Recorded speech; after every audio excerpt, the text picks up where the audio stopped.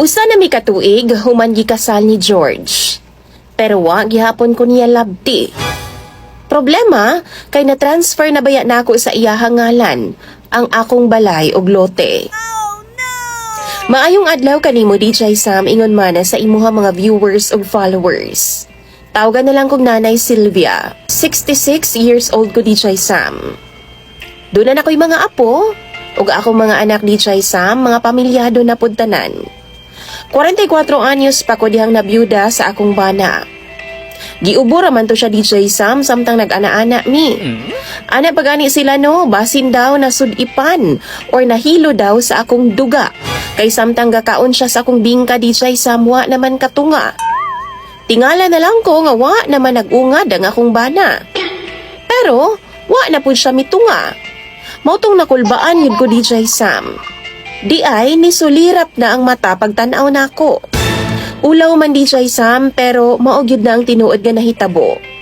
Nahilo lagi daw sa akong bingka DJ Sam. Diyang gida sa hospital ang akong bana. Dead on arrival na siya. Og cardiac arrest ang hinungdan sa iyang kamatayon. Mauna ang ingon sa doktor. Kabaw na mo aning mga tao sa palibot pagka-chismis gani no di gyud na makaligtas.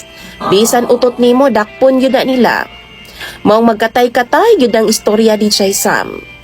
Mao nang wa gyud in taon ko na minyo pag-usab kay wa na may nangahas nga manguyab sa ako kay mahadlok daw ko nung masunod sa akong bana. Mahilo daw sa akong bingka. Hinuon ni adto nga time DJ Sam. Graduate na nga akong anak nga kamagwangan. Nakatabang-tabang na pud siya aron nga itaguyod pud ang iyang mga manghod. Samtang ako padayon nga nagpadaga na sa among negosyo nga bugasan na sa among palengke lang pod. Sulod sa dugay nga panahon DJ Sam, wa na baya gid ko maghandom ay nga magminyo pa ko pag-utro. Pero unsaon taman, di nato damhon nga naagi mo abot sa atong kinabuhi nga maayuhon.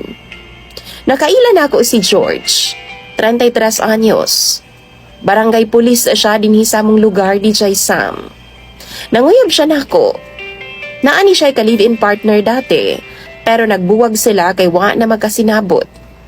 2 ka buwan pud ming magkarelasyon ni George DJ Sam, hangtod nga nasabutan namo nga magpakasal ming duha. Ana ba siya? Pwede ba daw nga pangayuon niya ang lote ug balay DJ Sam? In case lang daw ba, di na daw mailog sa ako mga anak. Puhon matiguang daw ko, basin daw magka-interest daw ba nga ako mga anak. Tapos, wa daw mi panggasto puhon-puhon. Nisugod pud ko.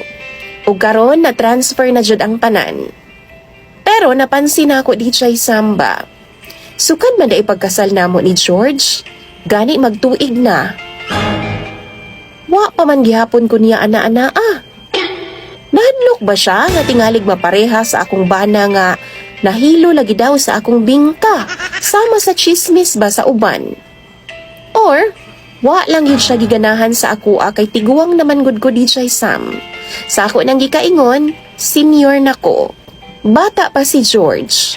Ug imposible man pod nga useless na siya. Dugay na kong gapangandam ni aning butanga DJ Sam kay dugay pod kong wa katilaw anang ana-ana. Human namatay ang akong bana intawon. Usahay magpaatik-atik og tanday sa iyaha DJ Sam kanang wa gyud ko'y panty ba. Kuuton raman niya ako Witik-witikan DJ Sam. Dula-dulaan pero wa nay laing aksyon pa. Kung aksyonan pod nako siya gikap-hikap DJ Sam, kanang kuuton pod nako iyaha bagunitan. Iyaha pod dakpon ang akong kamot. Di man siya pahikap DJ Sam, mulikay siya. Ngano ka ha? Tanaw ba ninyo? Unsa ka ang rason ni George nganong ana siya sa kuha? Mga guwang naman mi DJ Sam. Ug nganong di man ko niya hilabtan daw. Di man pud unta ko mo balibad. Gusto gani nako no. Tagnaa daw ninyo bi mga viewers ug followers kung unsa ang rason ni George nga akong bana. Nganong ingon ana man siya. Anda man unta kong pahinluan ning akong dalan ug limasan ning akong kanal nga dugay nang nalumutan. Basahon ako ng inyong mga komento sa baba. Imong sender DJ Sam ug follower Nanay Sylvia.